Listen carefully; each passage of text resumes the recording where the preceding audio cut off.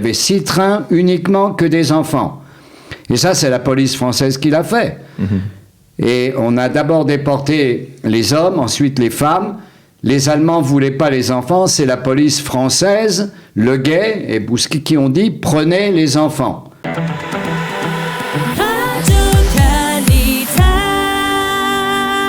Nous sommes le 17 juillet et il y a 80 ans, jour pour jour, quasiment jour pour jour, puisque c'était hier, le 16 juillet, eh bien, se débutait la rafle du Veldiv à Paris.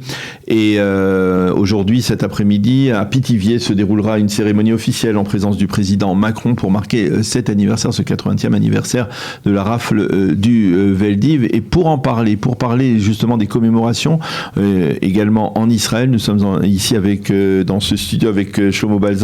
Shlomo, bonjour, Boker Tov. Bonjour, Boker Tov. Alors, je rappelle que vous êtes le président d'Alumim, l'association des enfants cachés en Israël ici. Et bien entendu, vous êtes aussi partie prenante dans l'organisation de cérémonies du souvenir à la mémoire des victimes du Veldiv. Et en particulier, ça sera la semaine prochaine. Donnez-nous plus de détails.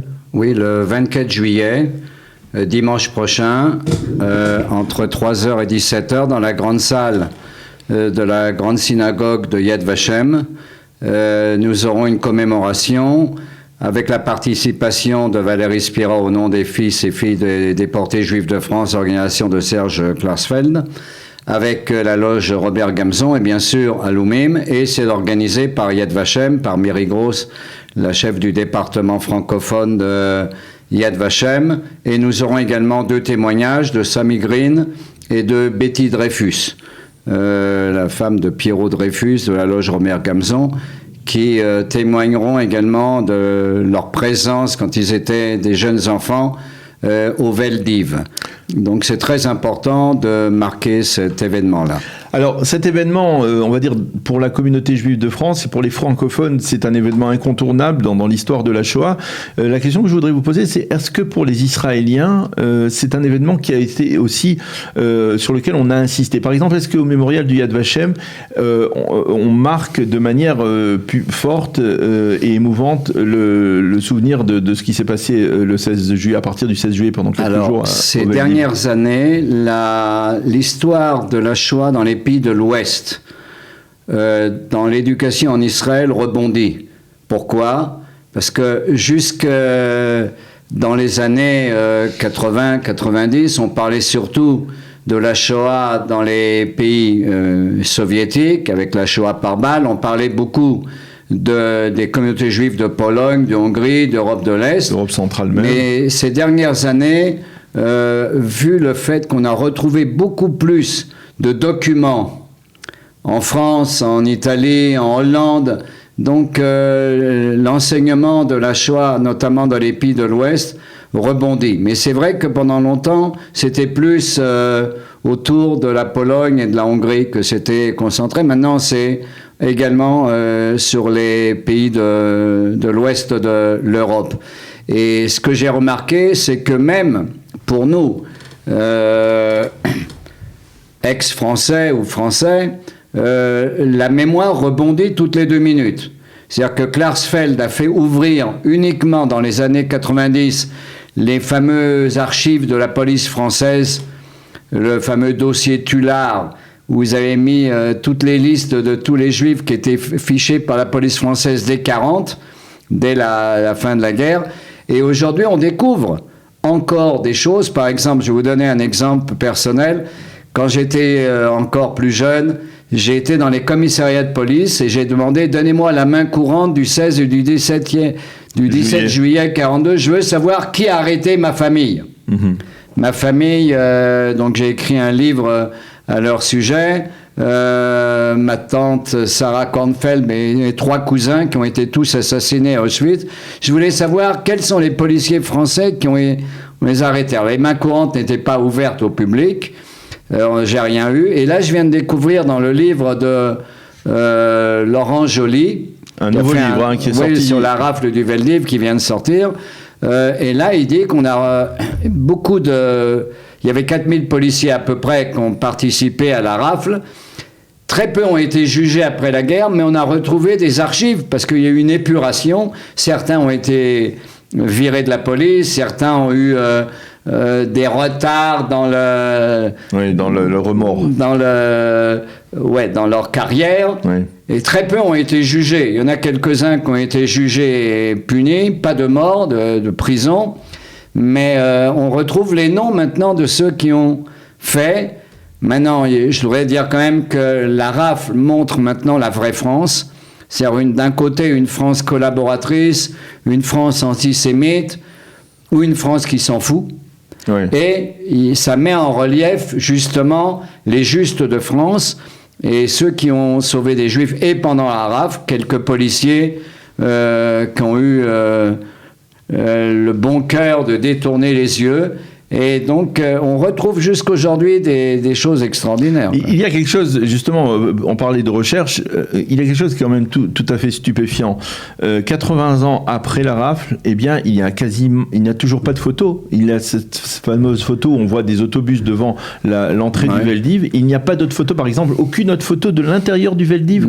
Comment est-ce possible? C'est-à-dire, est-ce que à l'entrée, par exemple, ça veut dire parmi tous les Juifs qui ont été arrêtés, aucun n'avait un appareil photo, ou en tout cas les Français ont tout fait pour limiter ça, on le sait. Alors le plus bizarre, c'est que les photos qu'on a où on voit des gens à l'intérieur du Veldiv, c'est après la guerre, où on a arrêté des collaborateurs qui ont été également, pendant l'épuration, qui ont été également enfermés au Vélodrome d'hiver, mais on n'a pas de photos de cette époque, il n'y avait pas d'appareil, tout a été confisqué, tout a été pris. Il n'y avait pas de... Il n'y a aucun journaliste qui, à ce moment-là, qui a réussi à rentrer à l'intérieur du Veldiv pour voir... C'était sans doute, je pense, interdit et ça devait rester parce que effectivement, j'ai revu le film de la rafle hier soir et effectivement, on insiste sur le fait que, les autorités françaises voulaient tenir secret tout ce qui se passait à l'intérieur du Veldiv. Bien sûr, c'est une collaboration même les infirmières immense. Ne pouvaient pas... Oui, c'était une collaboration immense. Et ça devait rester discret et secret, mais en fait, la rafle a déclenché des réactions dans la population française, notamment chez les évêques chrétiens, qui ont commencé à réagir, notamment après Saliège et Gerlier, qui ont commencé à réagir après la rafle. Ça a choqué beaucoup de gens. C'est-à-dire d'arrêter des bébés, des femmes, des enfants, des femmes enceintes. C'était bien que les ordres n'étaient pas très clairs, mais ça devait rester discret et secret. Ça a explosé et jusqu'aujourd'hui on découvre des choses. C'est ça que... on a des témoignages. Qui était le responsable en chef historiquement? Qui était l'homme qui a donné les ordres en dehors de Laval, de Pétain? Qui était l'homme sur le terrain qui a orchestré? Les hommes sur le terrain, c'est Bousquet, Darquier de Pellepoix, Leguet, l'adjoint de... et Tullard était dans le coup. Tullard, c'est celui qui a fait le dossier juif. C'est lui était quoi à l'époque? Il était un des patrons de ce qu'on appelle la police à Paris. Il y a toute une liste de gens avec des postes très importants et ils ont donné des ordres. Et les ordres sont les ordres. Et il y a beaucoup de policiers qui ont été choqués d'avoir à faire ce qu'ils ont fait quand ils ont découvert qu'ils arrêtaient des femmes, des enfants. Ils ont même arrêté, dans le livre de Joly, il y a beaucoup de témoignages des gens qui ont fait la guerre de 39, qui ont été blessés en 39 et qui ont été arrêtés. Ils ont d'abord arrêté d'ailleurs les hommes en 41, la rafle du billet vert en mai 41, qui ont été enfermés à Bonar-Hollande et à Pithiviers, dont ma famille. Et il y en a qui se sont battus au front. Il y a une histoire que m'a racontée, celle qui travaillait avec moi à l'école Yavneh, Madame Friedheim. Pourquoi elle a appelé son fils Richard Friedheim, que tu connais? C'est parce que le petit Richard, son neveu, a été déporté seul. Il y avait 6 trains uniquement que des enfants. Et ça, c'est la police française qui l'a fait. Et on a d'abord déporté les hommes, ensuite les femmes. Les Allemands ne voulaient pas les enfants, c'est la police française, Leguet et Bousquet qui ont dit « prenez les enfants ». Avec l'accord de Laval, prenez les enfants, Comment on explique cette phase spécifique? Au début, les Allemands ne voulaient pas d'enfants, je suppose, parce que au début, dans les camps, même à Auschwitz, la sélection était plus pour le travail. Il y avait un combat terrible à l'intérieur du système nazi entre les nazis pragmatiques qui disent « donne-nous des esclaves pour travailler dans nos usines », mais 40 usines à Auschwitz. Et ceux qui disaient « faut tuer le plus grand nombre de juifs ». Alors au début, on n'a pas besoin d'enfants. Qui a besoin d'enfants? On prend que des travailleurs. Et après, c'est Le Gay et Bousquet qui ont insisté auprès des Allemands, prenez également les enfants. Donc il y a 6 trains uniquement d'enfants, mais on ne peut pas les envoyer tout seuls. Les lois de la SNCF sont claires, on ne peut pas prendre des enfants non accompagnés. Donc on a amené tous ces enfants à Drancy, et des scènes terribles qui sont décrites, et chez Laurent Joly et bien avant, dans les témoignages de Georges Wellers, comment tous les enfants sans parents sont amenés à Drancy pour être mêlés à quelques adultes, des fois liés, des fois pas du tout liés à eux, et on met dans les trains des dizaines d'enfants et quelques adultes. C'est l'horreur la plus absolue. Mes 3 cousins, dont je vous ai montré la photo, ont été déportés seuls. C'est-à-dire que ma petite cousine de 8 ans, la grande, qui s'appelle Chaya, elle est devenue la maman de sa petite sœur de 6 ans et du petit frère de 3 ans qui s'appelle Shlomo et dont je porte le nom aujourd'hui. Donc... Et finalement, aujourd'hui, dans ce débat dont on a beaucoup parlé, qui a été d'une certaine manière tranché par Jacques Chirac par son discours en 96, sur la responsabilité de la France. Il y a aujourd'hui, peut-être on a le sentiment, tout de suite après les élections, après ce renforcement du Front National, du Rassemblement National, à la polémique avec Zemmour autour de la responsabilité de Pétain ou pas, il y a aussi une remise en cause aujourd'hui de la responsabilité de la France. Il y a beaucoup de Français qui disent aujourd'hui, nous n'étions pas responsables, c'était les nazis qui étaient responsables. D'abord, il y a un livre que je vous conseille de lire de Didier Eppelbaum qui s'appelle « Pas un mot, pas une ligne ». En 2005, Didier Eppelbaum, docteur, il est prof aux sciences politiques à Paris, il était journaliste, médiateur. Alors lui, il a écrit un livre qui s'appelle « Pas un mot, pas une ligne ». C'est-à-dire qu'en début 45, c'est une phrase de Jean-Paul Sartre, tout d'un coup dans la presse, on ne parle plus de ce qui arrivait aux Juifs.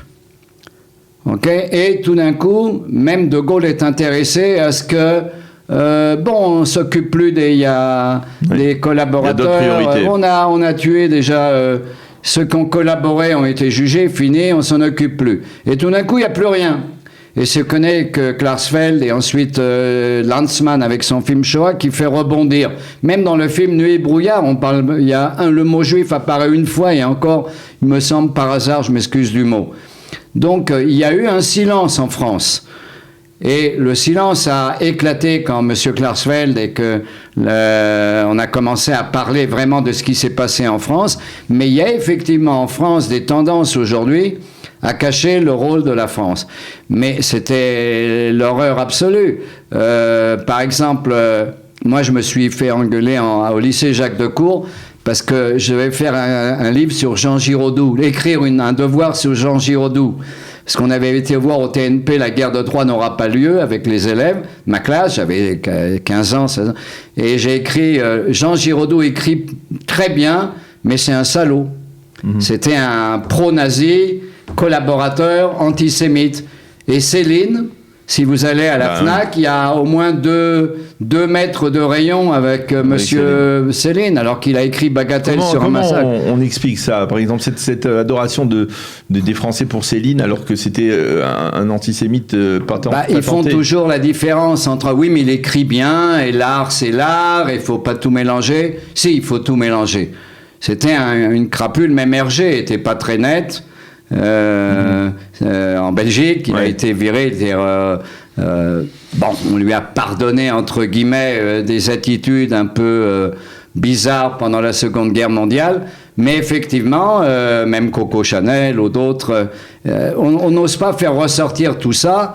Et aujourd'hui, je pense qu'il faut tout faire ressortir et mettre sur la table. Et quand Chirac a dit...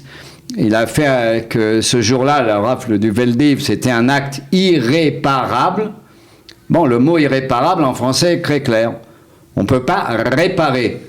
Donc c'est pas la peine on va le cacher, on va le mettre sous le tapis ou sous la table. Alors il faut faire ressortir tout ça. Une dernière question avant de terminer. Derrière la rafle du Vel d'Hiv, qui était la grande rafle, il y en a eu plusieurs petites. Bien sûr. Combien de Juifs ont été déportés de la sorte par des rafles entre 42 et même 44. Même en 43, il y a la grande rafle, là, au début, en janvier 43, il y a la grande rafle à Marseille. Il y a eu beaucoup de rafles, alors que c'est pas aussi connu que la rafle du Vel d'Hiv. À Nancy, par exemple, ça c'est le plus intéressant, parce que je veux rendre hommage aux policiers de Nancy, Pierre-Marie et Besançon, des gens extraordinaires. Quand ils ont reçu l'ordre d'arrêter les Juifs, ils ont prévenu tous les Juifs de Nancy, ne soyez pas chez vous demain.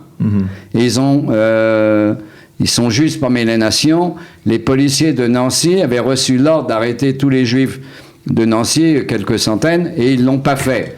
Donc il y a il y a eu des rafles et dans la zone sud aussi, il y a eu des arrestations à partir de août 42, fin août 42. Il y a également des rafles dans le sud de la France qu'on appelle la zone dite libre. Parce que les Allemands ne sont pas contents des chiffres obtenus. Il y a les camps d'internement où il y a les réfugiés. Il y avait des camps d'internement terribles dans la zone sud. Mon père a réussi à s'évader, mais sa première femme a été déportée du camp de Nexon. Et c'est l'horreur absolue. Il y a eu des rafles tout le temps, des plus grandes, mais la plus célèbre, parce que elle a consacré à peu près 13 000 personnes arrêtées, 4 000 policiers uniquement français, ça c'est nouveau. Avant, c'était marqué la Gestapo arrêtée. Après, la Gestapo et des policiers français ont arrêté. Maintenant, on sait, c'est que les Français qui ont fait ça. Donc, il faut faire ressortir la vérité et chacun décidera. Alors, rappelons combien de gens sont revenus. 45 sont revenus? Non, une centaine. De la rafle, sur les 13 000, il y a une centaine à peu près qui sont revenus. Et des enfants ou pas? Non, quasiment tous les enfants ont été assassinés à Auschwitz.